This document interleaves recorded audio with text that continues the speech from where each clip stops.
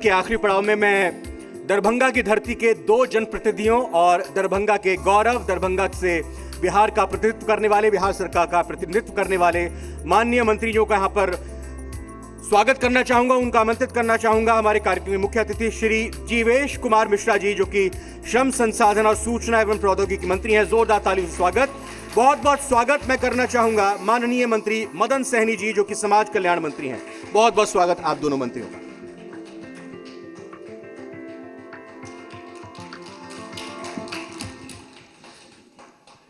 जीवेश जी, पहली बार टिकट मिला, जनता ने सलाखों पे बिठाया, फिर जनता के ही आशीर्वाद से और संगठन की तरफ से एक अहम जिम्मेदारी दी गई। इतने कम समय में, और जो लगातार मेहनत थी आपकी, लेकिन जो राजनीतिक सक्रियता के आधार पर जो कम समय में जो उपलब्धि मिली, इसकी कल्पना कभी की थी? सबसे पहले तो मैं इस हॉल में बैठे हुए सभी स्नेहिल जन को नमस्कार करना चाहता हूं और आपके इस चैनल का भी धन्यवाद करना चाहता हूं कि आपने इतने सुंदर कार्यक्रम में आज पहली बार बुलाया है। डिबेट में तो कई बार बुलाया है, हम बुलाते रहे, लेकिन आप क्योंकि विधानसभा का सत्र और बाकी व्यवस्था के चलते जिस प्रकार से आज जो आप ये काम, ये मुहिम पूरे बिहार में आपने चला रखा है, वाकई कोटिशः धन्यवाद देने का मन आपके इस चैनल को करता है। शुक्रिया। कि जहां आज पक्ष विपक्ष के दो विधायक जो कभी हाउस में आमने सामने खड़े होकर के और हर प्रकार की लड़ाई अपनी जनता के लिए लड़ते रहते हैं, वो कितनी सकारात्मक तरीके से आपके मंच से अपनी बातों को रखे हैं। इसके लिए मैं आपकी पूरी टीम को आपको साधुवाद देता हूं, आपको धन्यवाद देता हूं।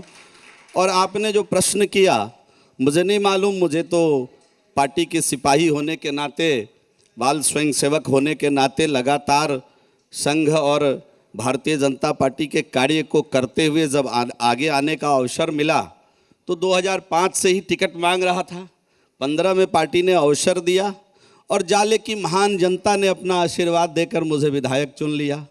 और मेरा फर्ज बना कि मैं लगातार उनके बीच रहकर अपने जो कई बार के जो दरभंगा जिला में चाहे पक्ष या विपक्ष के विधायक थे, उनसे प्रेरणा लेकर, उनसे सीखकर उन जनता को सर्व करूं, उनकी उम्मीदों पर खड़े उतरने का प्रयास करूं। अपितु राजनीति में कोई पूर्ण रूपेण खड़ा नहीं उतर पाता है। ये मलाल मेरे मन में रह गया कि 24 घंटा काम करने के बाद भी कुछ न कुछ द्वंद्व और प्रतिद्वंद लगा रहता है। लेकिन लगातार 5 वर्षों तक जो मैंने सेवा किया, तो मेरे मन के अंदर भाव था कि अगला चुनाव जब भी आएगा, 15 के बाद 20 में आना ही है, लोकतंत्र की परिपाटी है। मेरे मन के अंदर एक भाव था कि जाले की महान जनता पुनः आशीर्वाद देकर मुझे विधानसभा भेजेगी।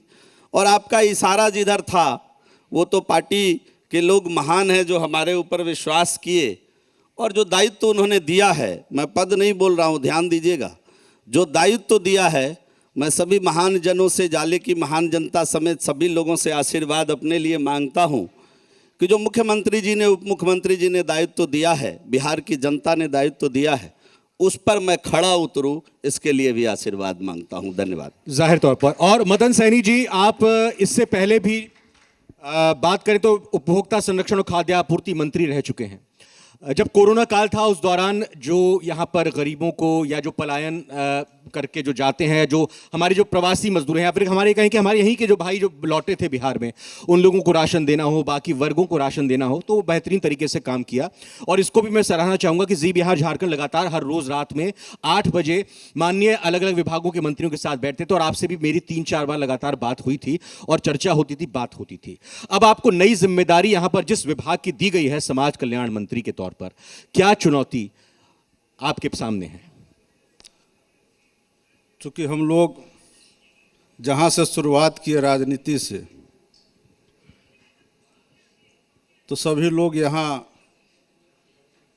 बता रहे हैं कि हमने यहाँ से शुरुआत किया, हमने यहाँ से शुरुआत किया, आपने भी कहीं से शुरुआत किया होगा। तो कठिनाई हर लोगों को झेलना पड़ता है और उसको कहानी बनाने की आवश्यकता नहीं।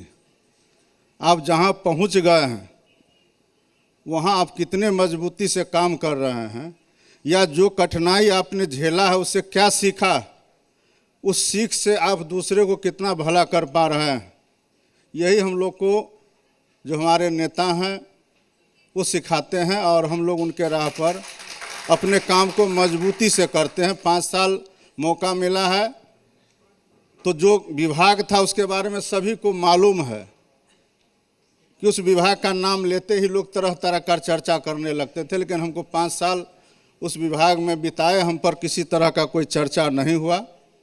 और जो जिम्मेवारी मिला है वर्तमान में, वह भी विभाग कोई कम चर्चा का विषय नहीं रखता है। लेकिन हम अपने 5 साल के अनुभव के आधार पर, जो पिछला हमारा 5 साल का कार्यकाल रहा, उसके आधार पर यह कह सकते हैं कि इस 5 साल में भी हमें इस विभाग में भी कुछ अच्छा बेहतर करके ही दिखाएंगे। मैं आपसे अगर आपके विभाग की चर्चा करूं, माननीय मंत्री जीवेश जी, सूचना प्रौद्योगिकी यानी इंफॉर्मेशन टेक्नोलॉजी और साथ ही साथ श्रम संसाधन, पहले मैं आईटी पर आता हूं। लगातार चर्चा बहुत हुई है अभी तक, आईटी पार्क बन जाएगा, SEZ बन जाएगा, बातें तो हुई हैं लेकिन धरातल पर उतरते हुए दिखा नहीं है। आपका विजन क्या है, आपकी सोच क्या है? क्योंकि यही बिहार का लड़का या व्यक्ति बेंगलोर में, पुणे में, दिल्ली में, मुंबई में अगर काम करता है तो यहां पर क्यों आईटी हब और आईटी पार्क नहीं बन सकते? बिल्कुल बन सकता है। हमको अभी आईटी का चार्ज, विभाग का चार्ज लिए हुए पूरे 1 महीने भी नहीं हुए, लेकिन मैं आपको विश्वास दिलाता हूं कि जिस दरभंगा में आप बैठे हैं और दरभंगा की बात आज हम सभी लोग मिलकर कर रहे हैं, बहुत जल्द इस दरभंगा में 10,000 वर्ग स्क्वायर फीट वाला सॉफ्टवेयर टेक्नोलॉजी का पार्क, ऑफिस स्पेस बनकर तैयार हो जाएगा बहुत जल्द। और हमसे पूर्व के वक्ता ने ठीक कहा कि दरभंगा पटना के बाद दूसरी सबसे बड़ी फास्टेस्ट ग्रोइंग आज जो पूरे बिहार का शहर है, उसमें दरभंगा आप देखिएगा अपने आप शामिल हो जाएगा। कुछ बात है दरभंगा में कि इसको अब आगे जाने से कोई रोक नहीं सकता है। और हम जितने वक्ताओं को पहले सुने उनके प्रति भी आभार प्रकट करते हैं कि जिस सकारात्मकता के साथ उन लोगों ने अपने अपने क्षेत्र की बात की है, अगर सभी लोग मिलकर उस दिशा में काम करेंगे तो हम समझते हैं कि आपका जो प्रश्न है उसका समाधान पूरे दरभंगा को मिलकर करना है। जो आईटी पार्क की बात आप करते, सॉफ्टवेयर टेक्नोलॉजी पार्क, हम आपको विश्वास दिलाते हैं कि आने वाले दिनों में बहुत जल्द दरभंगा में बनकर तैयार हो जाएगा। माननीय उस दिशा में हम कदम बढ़ा चुके हैं। बिल्कुल उसी तरह से आपकी इस घोषणा को सराखों पर रखते हुए हम चूंकि दरभंगा की बात जाहिर तौर पर कर रहे हैं, लेकिन आप पूरे बिहार के मंत्री हैं और मैं यहां पर जो बिहार के तमाम लोग सुन रहे हैं उनसे जानना चाहूंगा, दरभंगा के अलावा भी चाहे गया की बात हो या पटना से बाहर हम नालंदा की बात करें, पटना में भी आईटी पार्क की बहुत परिकल्पना हुई थी, बहुत घोषणा हुई थी। इसके अलावा जी कुछ इसमें पॉलिसी मैटर है। अन्य राज्यों ने क्या किया है, आईटी में लोगों को आने के लिए कई प्रकार का उनको लाभ दिया है, कई प्रकार की सुविधा उनके लिए दी है। हम अभी 15 दिन इस विभाग का अध्ययन अभी हमने किया है और अन्य राज्यों को भी मैंने पढ़ा है। जैसे तेलंगाना को देखा है, आप बेंगलोर की चर्चा कर रहे थे, मैंने उसको देखा है कि वहाँ आईटी के लिए वो क्या क्या सुविधा दे रहे हैं लोगों को। उस प्रकार की सुविधा का एक पैकेज बनाना पड़ेगा और बहुत जल्द, चूँकि हाउस अभी चल रहा है, इसके बाद हमारा डिस्कशन प्रदेश के अपने माननीय मुख्यमंत्री जी से इस पर होना है। और हम समझते हैं कि उस सारी सुविधा हम दरभंगा, पटना जैसे शहर में लाएंगे। और हम समझते हैं कि जो बेंगलोर में आज बैठ कर के लोग कॉल सेंटर चला रहे हैं वो पटना से चलेगा, दरभंगा से चलेगा। और बड़े पैमाने पर रोजगार दरभंगा को, भागलपुर को और पटना को मिलेगा। केवल दरभंगा ही नहीं है, क्योंकि मैं दरभंगा का हूँ और मैं दरभंगा में बैठा हूँ, तो मैं बिहार सरकार का मंत्री जरूर हूँ, लेकिन मुझे आपके चैनल के माध्यम से ये कहते हुए गुरेज नहीं है कि पहली प्राथमिकता कहीं ना कहीं घर तो हो ही जाती है। जाहिर तौर पर ये बात सही है, अपनों का प्यार और अपनों की अपनी धरती का प्यार तो होता ही है। लेकिन अगली बार जब कुछ दिनों बाद मैं आपसे सवाल करूं तो मुझे ये सवाल तो नहीं करना पड़ेगा कि बिहार लैंडलॉक्ड स्टेट है, बिहार में ज़मीन अधिग्रहण में दिक्कतें आती हैं, यहाँ पर इस तरह की परेशानी, इसलिए काम अटका हुआ है। देखिए, यजुर्वेद में लिखा है कि नो राजा नि कृषिम तनोति। इसका मतलब होता है कि राजा का जो पहला धर्म है वो कृषि का उन्नति। और ज़मीन समस्या रहा है। हम घनी आबादी वाला प्रदेश में रहते हैं। अन्य राज्यों की तुलना में अगर आप बिहार देखें तो लगभग 1200 लोग 1 वर्ग किलोमीटर में रहते हैं और जहां आप बैठे हैं दरभंगा मधुबनी सबसे घनी आबादी वाला एरिया है, तो राजा तो पहली बार ऐसा आया है जो कृषि के क्षेत्र में भी काम कर रहा है, और जो पुराने कृषि है उसको किस प्रकार नए तरीके से हम बदलना चाह रहे हैं। जैसे आप मखाना का जीआई टैग किए, अन्य लोगों ने इस पर चर्चा किया, मैं उस पर जाना नहीं चाहता हूं, लेकिन दुनिया भर के लोगों ने इसको सर्च करके देखा है जो दरभंगा कहाँ है और मखाना कहाँ होता है, और किस प्रकार उसका उपयोग करके हम दुनिया के अंदर इस व्यंजन को दूसरे की थाली में ले जा सकते हैं। तो राजा का जो प्रथम काम है, जैसे अभी 76% टोटल हमारा जो इनकम का सोर्स है वो कृषि है, और हम अर्थव्यवस्था को एकदम से घुमाने के लिए कृषि को बंद करके कोई दूसरा काम करेंगे तो हमारी अर्थव्यवस्था चरमरा जाएगी। कोरोना काल में भी भारत अन्य देशों की तुलना में मजबूती से खड़ा इसलिए था कि 76% लोग कृषि पर अपने काम को मन से कर रहे थे। कृषि के अंदर ही हमारा कॉमर्शियल कॉर्प लाना होगा, और उससे हम आत्मनिर्भर बनने की दिशा में बिहार को आगे बढ़ाएंगे, जिसमें मखाना का जीआई टैग निश्चित रूप से उसको आने वाले दिनों में दरभंगा को खुशहाल करने की दिशा में कदम उठाएगा। लेकिन आपका प्रश्न था कि भूमि अधिग्रहण, तो भूमि अधिग्रहण, भूमि की समस्या तो है। अब मुझे आपको जानकारी देते हुए मुझे खुशी हो रही है कि पूरे बिहार का पहला नेशनल स्किल इंस्टीट्यूट दरभंगा में बनेगा। मैंने ये निर्णय लिया, और जब मैं निर्णय लिया तो मैं पहले बराबर अपने साथी और बड़े भाई आदरणीय संजय सरावगी जी से लड़ता रहता था कि जो कुछ भी एक छपरा में भी खुलाता है स्किल सेंटर। नहीं, मैं जो कुछ भी आता है वो आप दरभंगा टाउन में ले आते हैं। तो मैंने ज़मीन बाहर देहातों में ढूंढना शुरू किया। 7 एकड़ ज़मीन ही मुझे कहीं नहीं मिली, अंत में लाकर मुझे फिर उसको दरभंगा में देना पड़ा आईटीआई कैंपस में। तो यहाँ नेशनल स्किल इंस्टीट्यूट एक यहाँ खोल रहे हैं, एक वुमेन के लिए बिहटा में खोल रहे हैं नेशनल स्किल इंस्टीट्यूट। तो रोजगार जो हमारी प्राथमिकता है, हमारे देश के लोकप्रिय हमारे प्रदेश के जो लोकप्रिय मुख्यमंत्री जी हैं, आदरणीय उप मुख्यमंत्री जी हैं, उनकी पहली जो कैबिनेट की बैठक हुई थी, पहली ही बैठक में हमारा मंत्रिपरिषद इस बात का निर्णय लिया कि 20 लाख रोजगार हम सरकारी और गैर सरकारी क्षेत्रों में खड़ा करेंगे।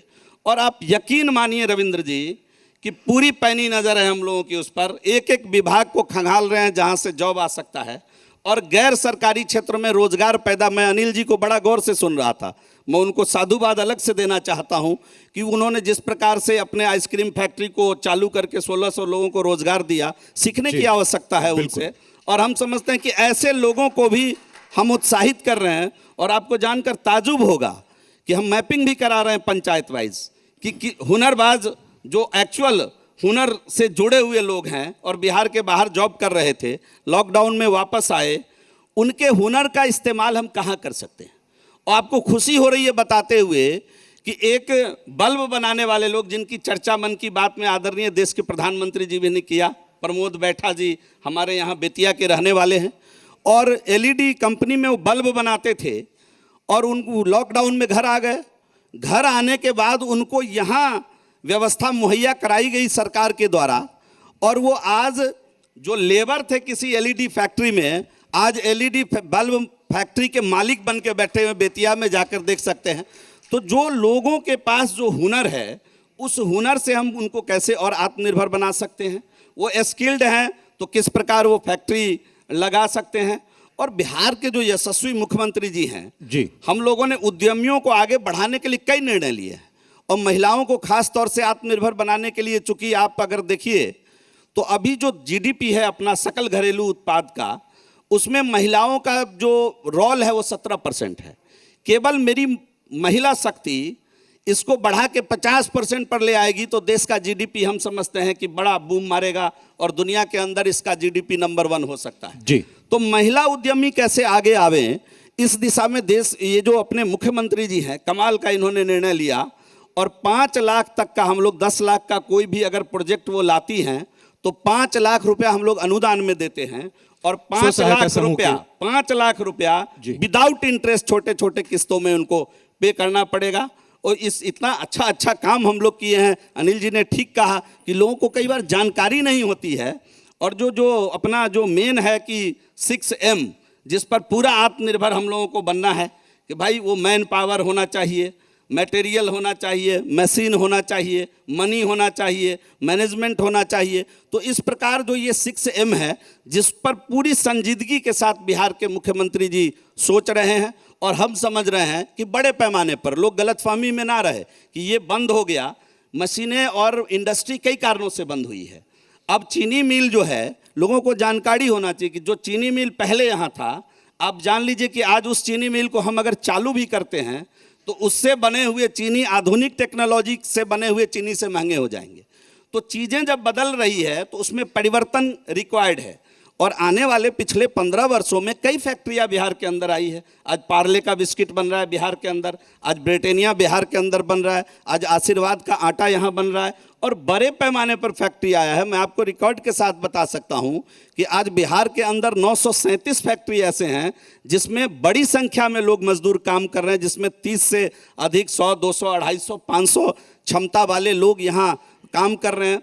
और 350 से अधिक फैक्ट्रियां ऐसी है जिसमें आज भी बॉयलर कार्यरत हैं और बॉयलर काम कर रहा है। तो केवल ये पुरानी बातें ये देखिए, पुरानी बातें तो तब होती है ना जब चुनाव में आते हैं और आप लोग ये बोलते हैं कि जो पुरानी बंद पड़ी फैक्ट्री है, चीनी मिल है, जूट मिल है, हम कपड़ा मिल है, हम उनको चालू करा देंगे। रविंद्र जी, सवाल तो कई तब बार उठता है ना, प्रतिपक्ष के साथियों का भी अच्छा आनंद का विषय हो जाता है। हाँ। जब चुनाव में हम लोग जाते हैं तो वो मुद्दा इसी प्रकार से बनाया जाता है, आपको भी मालूम नहीं, है। मंच से आप और ही लोग बात रखते हैं। रविंद्र जी, मैं बड़ी ईमानदारी से एक बात कहना चाहता हूं कि जिन लोगों ने फैक्ट्री बंद करा दी वो भी कई बार फैक्ट्री खोलने की बात करते हैं। इससे अच्छी बात क्या हो सकती है बिहार की? बिल्कुल मदन सैनी जी, और मैं आपसे हम तो लगे हुए हैं उसको खोलने के लिए, हम प्रयास कर रहे हैं। मदन सैनी जी, चूंकि समाज कल्याण विभाग एक ऐसा विभाग है जो एक बड़ी आबादी को छूता है, और जब आपका कार्यकाल पिछले उपभोक्ता मंत्रालय की जिम्मेदारी थी, तो जो कालाबाजारी पर नकेल कसने की बात हो या जो वितरण प्रणाली है उसको दुरुस्त करने की बात हो, तो एक आपने महत्वपूर्ण इसमें योगदान दिया, तैयारी की। समाज कल्याण विभाग में पेंशन देने की बात आती है तमाम दिव्यांगजनों को, वृद्धजनों को, विधवाओं को। तो इस पूरे सिस्टम को और सही तरीके से जरूरतमंदों तक ये चीज पहुंच पाए और आपके विभाग बेहतर तरीके से काम करे, इसको लेकर क्या आपकी विचार है? असल में हमको जितना मौका मिलना चाहिए, आज हमारे माननीय मंत्री जी हम लोग के साथी हैं, और हमारे दोनों जो महारथी हैं, एक 6 बार जीते हैं, एक 5 बार जीते हैं, हम 3 बार जीते हैं, ये 2 बार जीते हैं। तो आपने इनको छेड़ दिया, अब तो हमको मौका भी नहीं मिलेगा। लेकिन जब पूछे हैं तो हम बता रहे हैं कि हम लोग का सफर जो समाज कल्याण विभाग है 2007 में ही अस्तित्व में देखिए, आया। डबल इंजन की सरकार है, 2 इंजन यहाँ पर भी बैठे हुए हैं, तो बराबरी का ही सहयोग होगा। हम तो हमको अच्छा लग रहा था कि चलिए ये भार हल्का कर रहे हैं, है ना। लेकिन सिर्फ हम इतना बताना चाहेंगे, 2007 में अस्तित्व में आया, और उस समय जो पेंशन का संख्या था विभिन्न तरह का, चाहे वो वृद्ध का पेंशन हो, दिव्यांग का पेंशन हो, विधवा का, सभी मिला करके कुल 10 लाख लोग थे पेंशनधारी। और आज 21 में हम लोग 95 लाख पेंशनधारी को डीबीटी के माध्यम से प्रत्येक माह में दे रहे हैं। और इसी कोरोना काल में हम लोग 3 माह का एक साथ दिए थे। जैसे हम लोग जो राशन कार्डधारी 1,63,00,000 लोगों को 1-1 हज़ार रुपया हम लोगों ने दिया था, और जो बाहर रहने वाले लोग थे 21 लाख, उनको भी 1-1 हज़ार दिए थे। उसी तरह अभी 95 लाख लोगों को हम लोग दे रहे हैं प्रत्येक माह में पेंशन डीबीटी के माध्यम से। तो इसमें एक बार अभी हाल फिलहाल में भाई साहब सामने बैठे हुए हैं, यही पेंशन जब हाथों हाथ मिलता था, उस व्यवस्था को ये लोग दोहराना चाह रहे थे, तो मेरे मुंह से कुछ निकल गया था, तो उसके कारण भी हमको इस्तीफा मांगा जा रहा था। तो वो अलग बात है, वहाँ ये सब चलता रहता है। लेकिन ईमानदारी से जहाँ तक काम करने की बात है, तो अभी जो माननीय मुख्यमंत्री जी का 7 निश्चय पार्ट 2 में अभी हम लोग को करना है, प्रत्येक जिला में 2-2 50 यूनिट का 2 वृद्धजन आश्रम, और प्रत्येक अनुमंडल में तो 139 हम लोग को अभी शुरू करना है। और मैं आपके माध्यम से सभी जो दरभंगा वासी भी हैं, हमारे 2 माननीय विधायक जी हैं, हम लोग के बड़े भाई हैं, माननीय मंत्री हैं, तो हम लोग 1 से 1.5 माह के अंदर में इस वृद्धजन जो आश्रम है उसको हम लोग शुरुआत करने के लिए जा रहे हैं। यह काम हम लोग एक तुरंत सवाल करना। मेरा ये उठता है कि जो जरूरतमंद है उनकी जरूरतों को पूरा करना सरकार का दायित्व है और उसको आप पूरा कर रहे हैं, योजनाएं बना रहे हैं, लेकिन हम उनको जो सुविधा होती है पैसे के तौर पर वो तो दे ही रहे हैं, लेकिन इन लोगों का संबल बढ़ाएं, इन लोगों को आत्मनिर्भर बनाएं, इनको अवसर प्रदान करें। देखिए, हमारे जो निशक्त जन हैं, जो तमाम अगर विधवा बहनें हैं, महिलाएं हैं या बुजुर्ग, तो हालांकि कुछ नहीं हम उनको कह सकते, उनको हमारी ज़रूरत है, उन लोगों को अपने तरीके से, क्योंकि हर कोई नहीं चाहता कि वो बैठे बैठाए पैसा ले। दो तीन तरह का इसमें है। एक तो हम लोग जो बालक या बालिका को जो गृह में पटना में भी हम लोग अभी जा कर के देखें, जैसे बताया कि हम लोग को 1 महीना हुआ ही है, तो इसी सेशन के दरमियान हम लोग समय निकाल करके गए कि किस तरह से लोगों को रखा जा रहा है। तो हमने एक चीज़ देखा, तो एक तो वो जो मंदबुद्धि के बच्चे हैं या कुछ ऐसे बच्चे हैं वहाँ जो भगवान नहीं करे किसी के परिवार में ऐसी स्थिति हो, कोई एक बच्चे को नहीं पाल सकते हैं। वैसे दर्जनों बच्चे हैं वहाँ जो न खुद से खाना खा सकते हैं, न सो सकते हैं, न वो और नित्य क्रिया कर सकते। वैसे दर्जनों बच्चे को रखा जा रहा है। भिक्षुक को हम लोगों ने रखा है और जो बालक है, बालिका है, उसको भी हम लोगों ने अलग अलग रखा है और उनको स्किल से भी हम लोग जोड़ रहे हैं। जो इनका डिपार्टमेंट का मुख्य काम है वो काम हम लोग कर रहे हैं और उनको कार्य भी सिखाया जा रहा है। जो भिक्षुक ला रहे हैं, हमारा प्रश्न था वहाँ जाने से पहले, भाई भिक्षुक को आप कितने दिनों तक रखिएगा, और जिनको आदत लग चुका है, हमने पहला टारगेट दिया कि पहले आप पटना स्टेशन के पास से हटाइए। जिस दिन वहाँ से हट जाएगा लोग तभी मानेगा कि हम लोग कोई काम कर रहे हैं। जब तक वहाँ पे नज़र आएंगे भिक्षुक, तब तक लोग नहीं मानेंगे कि हम लोग भिक्षुक को कहीं रख करके उनके लिए कुछ कर रहे हैं। हम लोग भिक्षावृत्ति को रोक रहे हैं, उसको रोकना चाहते हैं। बिल्कुल, वो लोगों को नज़र नहीं आएगा जब तक कुछ चिन्हित स्थान है, जिसमें एक महावीर मंदिर जो पटना स्टेशन के पास है या और कई जगह है, तो उससे जगह को हम लोग चाहते हैं कि वहाँ लोगों को जाए, लोगों को समझाए और वहाँ से लोगों को हटा कर के हम लोग रख के उसको स्किल से हम लोग जोड़ना चाहते हैं।